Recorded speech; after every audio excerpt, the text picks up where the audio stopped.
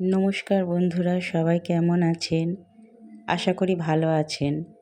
আপনাদের সাথে সাথে আপনাদের গাছগুলোও নিশ্চয়ই ভালো আছে। আরও একটা নতুন ভিডিও নিয়ে আপনাদের সামনে উপস্থিত হলাম। আজ তো দেখাবো মাটির টব ছাড়াও আরও কত কিছুতে গাছ করি আমি।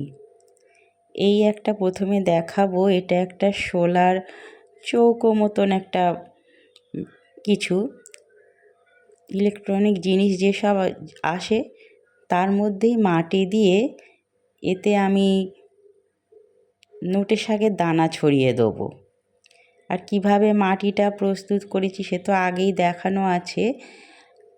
এইভাবে মাটি দিয়ে নোটে শাক দানা ছড়িয়ে দিলাম। এইবার এই যে আমার দুটো ভাঙা প্লাস্টিকের টুল, চৌকি, বসার চৌকি, এও এরম ভেঙে গেছিলো। একটার উপর থেকে ভেঙেছে, একটার পায়া ভেঙে গেছে।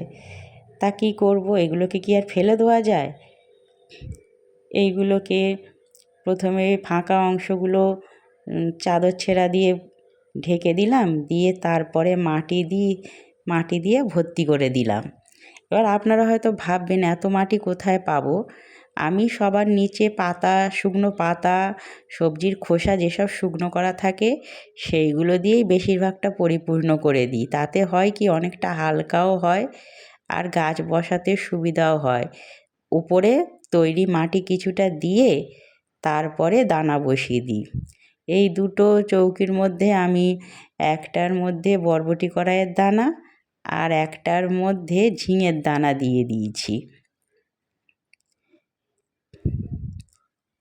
এই যে ঝিঙের দানা আর বরবটি কড়াইয়ের দানা, এই দানাগুলোই আমি দুটো চৌকির মধ্যে দিয়ে দিয়েছি।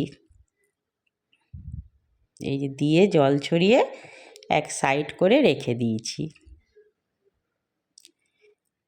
এবার আরও একটা শোলার বাক্স মতন, এরও ওই নিচে কাপড় দিয়ে নিচের ফাঁকা অংশটা ঢেকে দেবো, দিয়ে মাটি দিয়ে গাছ বসাবো। শোলার বাক্সের সাথে একটা প্লাস্টিকের বড় গামলিও নিয়েছি, তাতে ওই একই পদ্ধতিতে মাটি দিয়ে তার উপরে পাতা শুকনো দিয়ে তার উপরে মাটি দিয়ে গাছ বসিয়েছি। এতে আমি দিয়েছি ঢ্যাঁড়স দানা বসিয়েছি এইগুলোর মধ্যে। এই যে ঢ্যাঁড়স দানা আর আছে চাল কুমড়োর দানা। এখানে ঢ্যাঁড়স দানাগুলো ওই গামলি আর শোলার বাক্সগুলোর মধ্যে ঢ্যাঁড়স দানা দিয়েছি। দানাগুলো পোঁতা হয়ে গেলে এইবারে জল ছড়া দিয়ে ঠিক সেই আগের নিয়মেই সাইডে রাখবো। আর চাল কুমড়োর দানাগুলো এরম একটা প্লাস্টিকের বস্তার মধ্যে মাটি দিয়ে তাতে বসিয়েছি। এবার অনেকের ঘরেই এরকম পুরাতন জার থাকে, আমার ঘরেও ছিল। এটায় আমি নুন রাখতাম।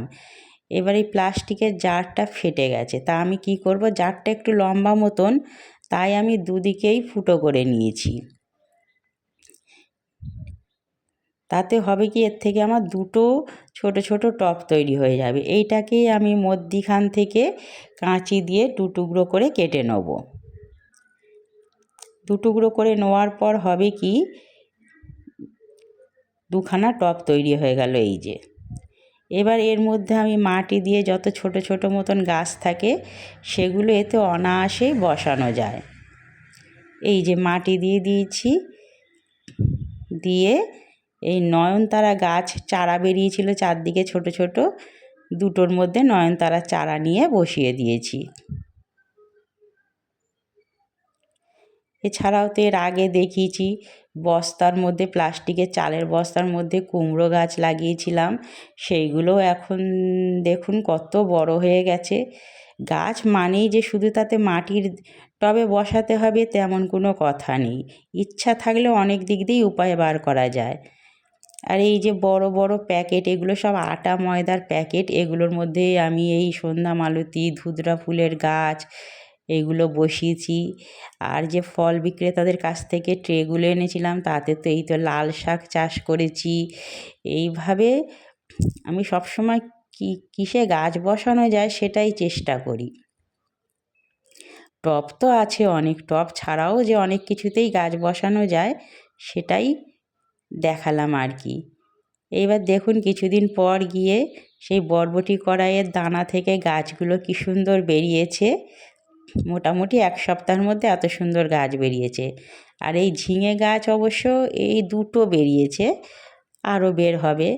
আর সেই শোলার বাক্স মতনগুলোতে তাতেও দিয়েছিলাম যে ঢ্যাঁড়স দানা, ওই একটা গাছ দেখা যাচ্ছে বেরিয়েছে, আস্তে আস্তে সব বার হবে।